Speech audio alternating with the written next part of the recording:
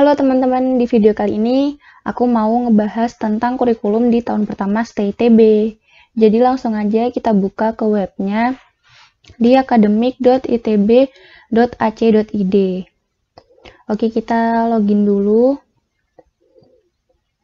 Nah, web ini tuh cuma bisa dibuka sama mahasiswa, dosen, dan staf doang ya. Terus kita ke kurikulum.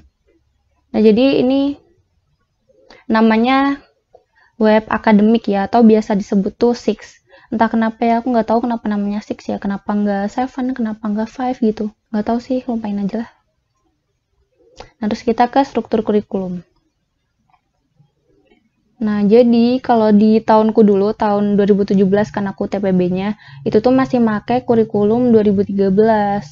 Tapi mulai tahun lalu itu diganti jadi kurikulum 2019.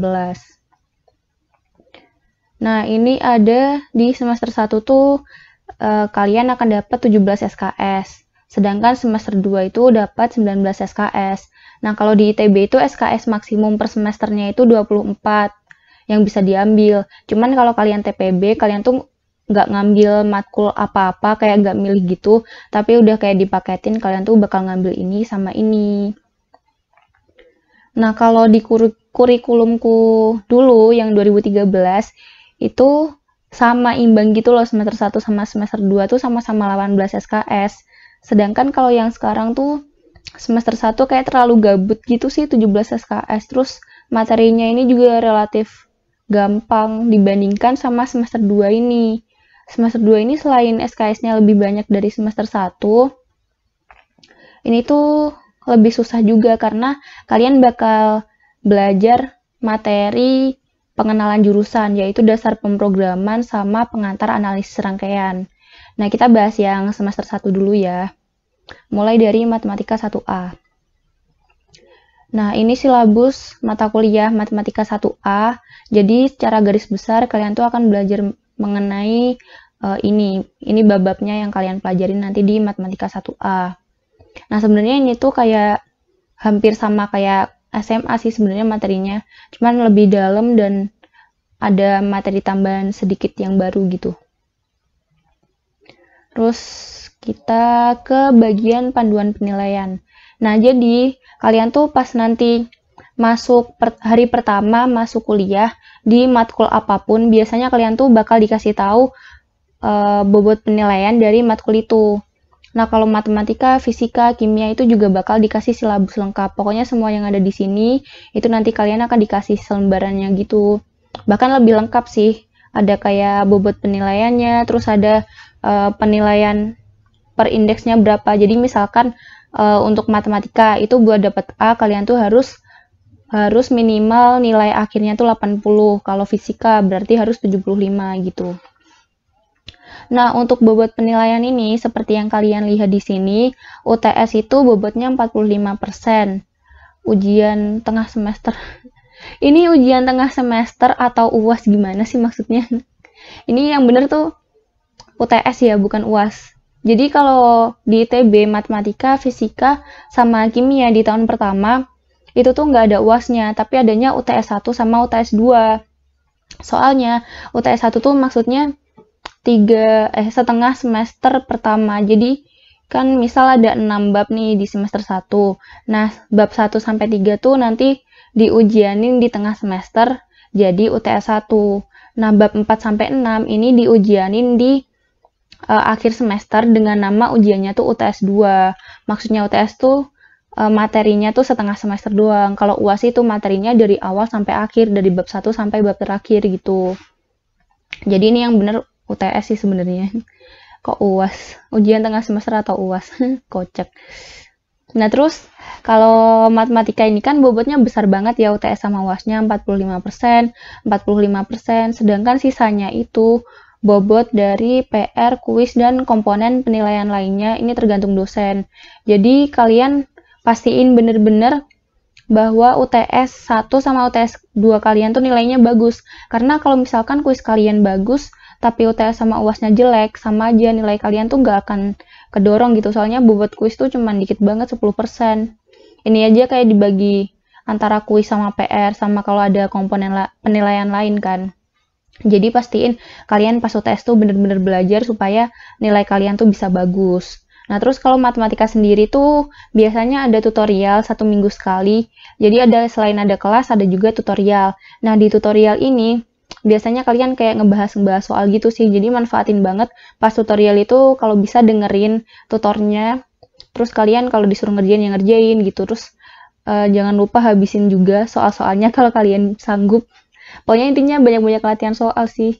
Soalnya semakin banyak kalian latihan soal, kalian akan nemu semakin banyak jenis soal kan. Jadi kalian terbiasa buat ngerjain. Ngebantu banget sih nanti pas ujian. Nah, terus kita lanjut ke fisika dasar 1A. Nah, di fisika dasar 1A, garis besarnya kalian akan belajar mengenai mekanika, dinamika, gelombang mekanik, fluida, sama termofisika. Nah, semua materi di semester 1 ini, kayaknya tuh kalian udah pernah belajar di SMA deh. Cuman bedanya, kalau di TPB ini, kalian bakal belajarnya tuh lebih dalam, terus soalnya tuh lebih ke soal aplikatif. Jadi kayak soal cerita gitu. Soalnya tuh kayak panjang, terus kalian kayak mikir konsepnya tuh gimana. Soalnya kalau di SMA mungkin kalian masih bisa yang ngerjain soal dengan ngafalin rumus doang. Cuman kalau kalian udah kuliah di TPB nanti, kalian tuh harus bener-bener kayak ngerti konsepnya gitu. Soalnya hafal rumus doang tuh kadang nggak ngebantu sih. Bukan kadang sih, seringnya nggak ngebantu. Jadi bener-bener kalian tuh harus ngerti konsep dari mata kuliah yang ada. Nah, terus kita ke panduan penilaian. Nah, kalau di matematika tadi, kan panduan penilaiannya cuma ada UTS 1, UTS 2, kuis, PR, sama ya penilaian lain dari dosen. Kalau di fisika ini, selain hal-hal yang dinilai di matematika tadi, kalian tuh bakal ada kegiatan penunjang, yaitu praktikum sama RBL. Praktikum tuh nanti diadain 2 minggu sekali. Terus, kalau kalian nggak lulus praktikum, kalian tuh nggak lulus fisika dasar dan harus ngulang tahun depan. Jadi pastiin kalian praktikumnya jangan sampai ngulang, terus jangan sampai telat, karena kalau kalian telat tuh bakal dikurangin nilainya. Terus jangan pernah bolos praktikum. Jadi kalau kalian misalkan bener-bener nggak bisa praktikum, kalian tuh harus izin biar kalian bisa ikut praktikum susulan. Terus kalau RBL itu Research Based Learning. Jadi nanti tuh di akhir semester kalian dibagi kelompok, terus kalian disuruh bikin suatu alat lah atau apa gitu yang menerapkan materi yang kalian pelajari di semester itu. Nggak semuanya sih, kayak misal satu topik doang, misal topiknya mekanika, kalian kayak misalkan disuruh bikin apa ya, mobil gitu misalkan, atau fluida, terus kalian disuruh bikin kayak tabung air gitu. Nggak tahu sih, aku ngarang sebenarnya.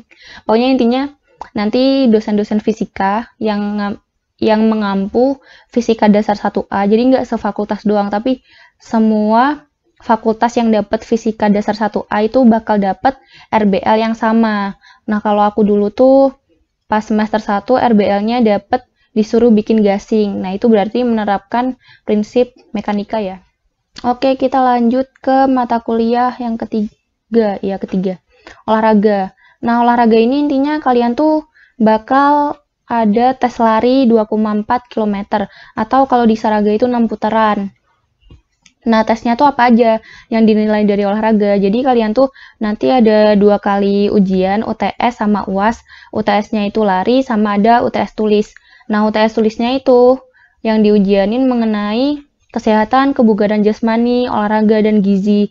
Nah, tapi kalian jangan takut, soalnya biasanya sih ada soal turun-temurun dari cutting, dan itu soalnya ya itu aja, tinggal ngafalin doang. Kalau tes lari itu pokoknya yang dinilai semakin cepat kalian larinya, maka indeks kalian tuh semakin bagus. Terus pas hari pertama kalian masuk kelas itu tuh dikasih tahu, misal lari, kalau yang cewek ya, buat dapet indeks A tuh kalau nggak salah harus lari maksimal 16 menit kalau nggak salah, lupa aku. Jadi kayak kalian tuh harus bisa lari 6 putaran atau 2,4 km selama 16 menit biar dapat A. Cuman kalau kalian dapat larinya nggak secepat itu, misal kayak kalian larinya 18 menit lah, itu masih bisa ketolong nilainya sama latihan mandiri. Jadi nanti kalian tuh kayak diwajibin minimal 2 kali seminggu buat latihan mandiri. Latihan mandirinya itu nanti ada kayak absennya gitu melalui aplikasi kalau nggak salah sekarang tuh. Nah, latihan mandiri ini nggak seberat kalian buat pas waktu tes. Jadi kalau tes kan 6 putaran saraga ya. Kalau latihan mandiri itu minimal bisa 4 putaran doang. Dan kayak dalam satu semester tuh dosen kayak ngewajibin minimal berapa kali latihan mandiri, 30 berapa gitu. Nah, kalian ikutin aja, pokoknya kalian rajin aja latihan mandiri, soalnya latihan mandiri ini ternyata sangat menunjang indeks. Walau kayak yang tadi nih, misalkan buat dapat A tuh cewek harus maksimum 16 menit. Nah, kalian ternyata waktunya 18 menit. Nah, dari latihan mandiri ini kayaknya bisa ngebantu kalian buat tetap dapat indeks A walaupun kalian larinya 18 menit gitu. Terus kita next aja ke pengenalan komputasi. Nah, pengenalan komputasi ini sebenarnya pemrograman dasar. Nah, kalau buat stay sendiri itu, nanti kalian akan belajar bahasa Python, kayak diajarin dari dasar banget sih pokoknya. Terus ada praktikumnya juga. Sama ada tugas nih, kegiatan penunjang, praktikum tugas. Jadi selain ada ujian, kuis, praktikum, sama tugas. Ujiannya 2 kali, UTS sama UAS.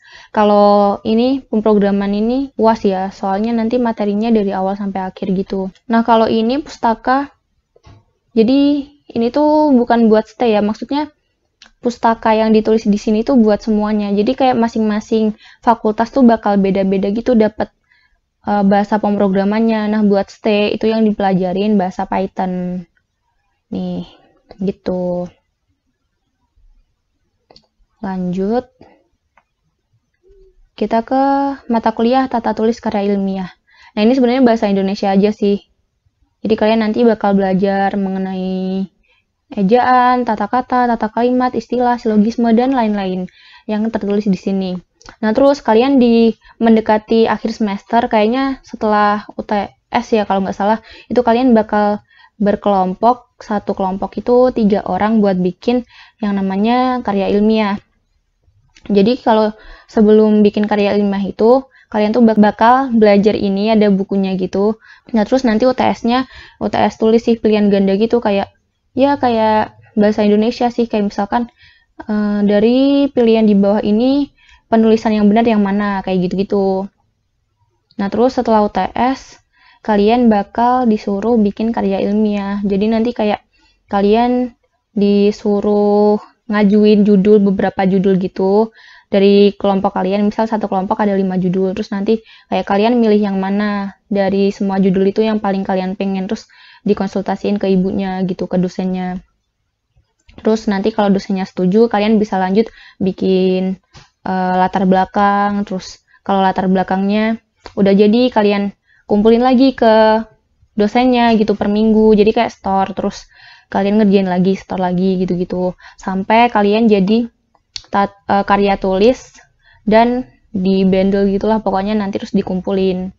Nah, nilainya berarti nanti tuh yang dinilai dari UTS itu sama dari karya tulis yang tadi. Gitu. Terus ada UASnya nggak ya? Kalau UAS tulis tuh kayaknya seingetku nggak ada ya. Karena udah diganti karya tulis, tapi nggak tahu sih, lupa aku. Coba nanti kalian tanya aja ke dosennya. Yang terakhir ada bahasa Inggris. Kalau bahasa Inggris itu silabusnya tuh kayak gini ya, melatih kemampuan berpikir kritis mahasiswa dalam kegiatan membaca dan menulis dalam bidang akademis. Jadi sebenarnya bahasa Inggris tuh kayak tiap dosen tuh beda-beda gitu loh yang diajarin. Cuman intinya sama. Gaya ngajarnya juga beda-beda gitu. Intinya ini sih, nih. Kalian tuh bakal belajar ini semua. Nah, buat UTS, nanti kalau bahasa Inggris tuh seingatku UTS-nya itu pilihan ganda. Ya, pilihan ganda mengenai ini sih. Nah, kalau yang UAS di akhir semester itu bikin esai. Jadi kalian kayak ada topik, beberapa topik, terus kalian bikin esai, nulis esai minimal berapa kata gitu. Terus boleh bawa kamus juga. Jadi kalau bahasa Inggris yang dinilai, yang paling gede kayaknya nilai esai ini sama UTS kalian. Dan tugas-tugas. tugasnya tuh tapi beda-beda tiap dosen. Gitu deh. Sebenarnya semester 1 tuh nggak terlalu berat sih, karena ini semua tuh kalian udah dapet di SMA ya, kecuali pengenalan komputasi. Jadi kayak gampang sih. Terus kalau kayak matematika sama fisika tuh intinya kalian latihan soal aja, karena nanti kan ada buku. Jadi kalian tuh pas masuk di ITB bakal ditawarin buku yang namanya matematika tuh Medco, fisika itu PWiki. Itu yang ngeluarin dari himpunan matematika sama himpunan fisika. Isinya pokoknya kumpulan gudang soal gitu, terus kalian kerjain aja lah itu. Pokoknya semakin rajin kalian ngerjain, semakin kalian ngerti dan hafal sama tipe-tipe soalnya, terus nilai kalian pasti bagus kalau kalian memahami buku itu. Kalau olahraga yang penting kalian larinya cepet sama latman. Kalau pengkom ini intinya UTS, UAS, sama praktikum harus bagus. Kalau kalian gak ngerti pengkom ini, saranku kalian bisa belajar bareng temen sih. Soalnya kadang kan ada yang masih belum pernah belajar ngoding di SMA ya. Jadi kayak mungkin masih awam banget sama ini. Cuman kalau di ITB, di TPB itu masih diajarin dari awal, dari dasar banget sih. Jadi kalian baca aja nanti PPT dari dosen, terus ngerjain contoh-contoh soal gitu, dikerjain aja. Rajin-rajin ngoding. Terus kalau TTKI, ya tinggal dipahamin aja sih dari materinya, sama karya tulis ilmiahnya juga harus niat.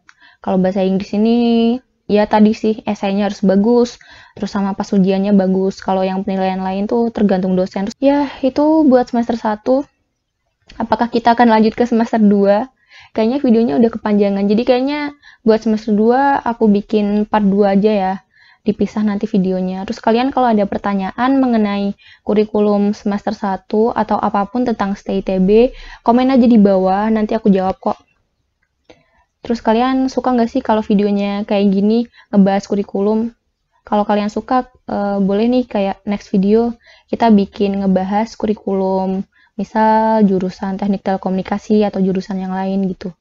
Soalnya lengkap sih di sini, dan ini tuh bisa diakses kalau kalian udah resmi jadi mahasiswa. Jadi buat kalian yang masih SMA dan penasaran apa yang dipelajarin di STE tuh, kalian nggak bisa sih nyari-nyari secara detail kayak gini, kecuali kalian udah keterima. Udah gitu aja sih. Jadi sekian videoku, semoga ini bermanfaat. Jangan lupa klik like, subscribe, dan share. Dan komen juga di bawah kalian mau dibikinin video apa lagi. See you!